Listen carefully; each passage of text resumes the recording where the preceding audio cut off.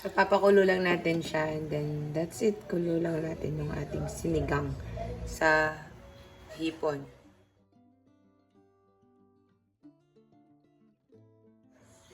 So, lagay na natin yung ating mga spices. So, bawang, sibuyas, and then yung ating luya.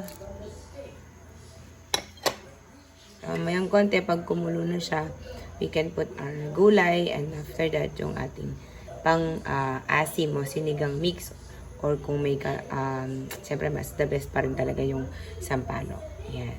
Natin lagay yung ating mga gulay. So, yung ating, yan, puso. Pakulo lang. Yan. Tapos yung may, timplahan na natin sa sinigang mix, tsaka ano. And we will add also this malunggay later. Kasi mabilis naman tong maluto. So, pag malambot na, lalo na tong puso, yung pwede na siya natin ilagay yung yung ating hipon.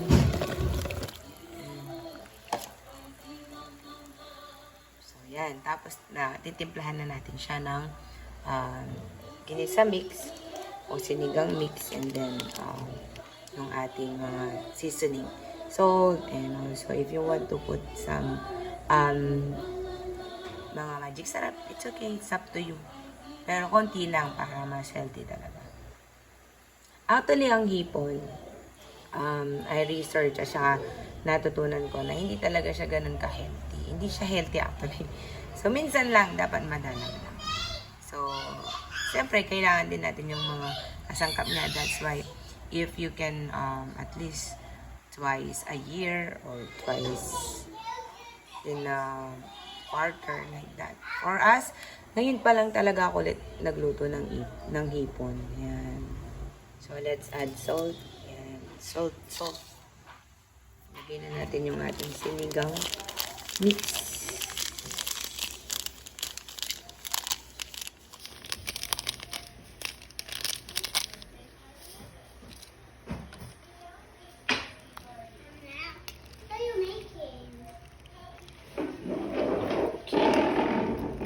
Sinigang mix.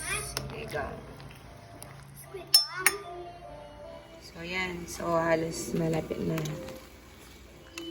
So, ang ganda ng puso kasi yan ang magpapaputi ng sinigang mo. Yan. Sarap. Then, of course, dagdag na natin yung ating malunggay. Yan. So, ako kasi, kaya intentionally talagang tinanim ko tong malunggay na to. Para nga yun, meron tayong nilalagay sa mga ninuluto natin. Na hindi naman siya pangit ang lasa. Kaya you can put everywhere you want. Diba? Kahit nasa kanin, pwede siya. So, that's our sinigang sa hipon. Yan. Alright. So, we're done ng ating sinigang sa hipon na merong kasamang malunggay. Siyempre, kailangan talaga tayo nagpe-prepare ng healthy, of course, budget meal para sa ating pamilya.